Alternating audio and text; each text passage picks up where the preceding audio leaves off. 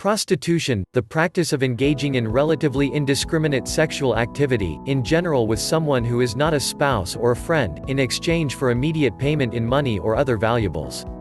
Prostitutes may be female or male or transgender, and prostitution may entail heterosexual or homosexual activity, but historically most prostitutes have been women and most clients men. Perceptions of prostitution are based on culturally determined values that differ between societies. In some societies, prostitutes have been viewed as members of a recognized profession, in others they have been shunned, reviled, and punished with stoning, imprisonment, and death. Few societies have exercised the same severity toward clients. Indeed, in many societies, clients suffer few if any legal repercussions. In some cultures, prostitution has been required of young girls as a rite of puberty or as a means of acquiring a dowry, and some religions have required prostitution of a certain class of priestesses. The ancient Greeks and Romans mandated that prostitutes wear distinctive dress and pay severe taxes.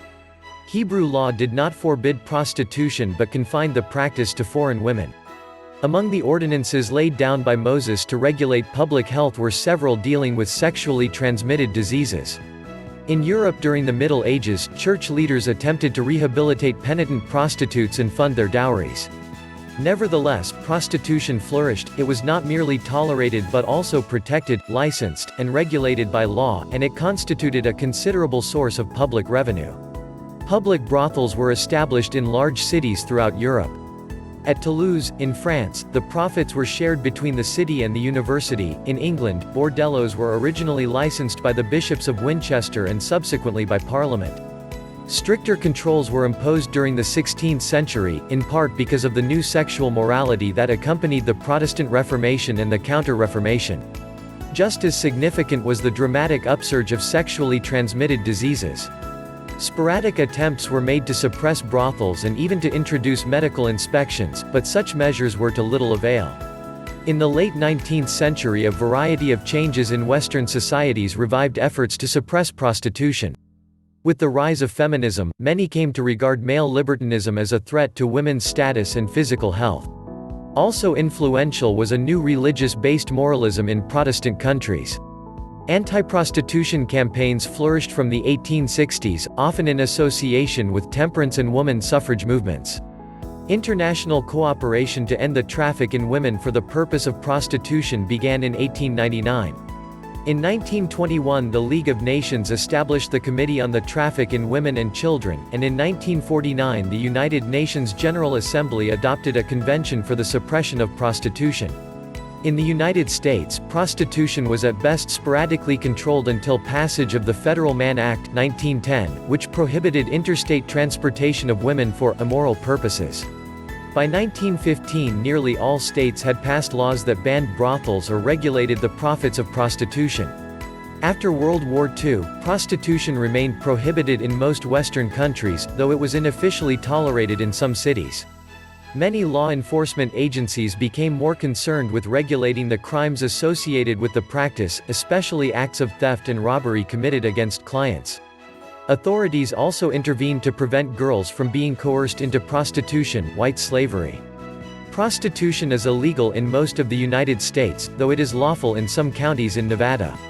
In most Asian and Middle Eastern countries, prostitution is illegal but widely tolerated. Among predominantly Muslim countries, Turkey has legalized prostitution and made it subject to a system of health checks for sex workers, and in Bangladesh prostitution is notionally legal but associated behaviors such as soliciting are prohibited.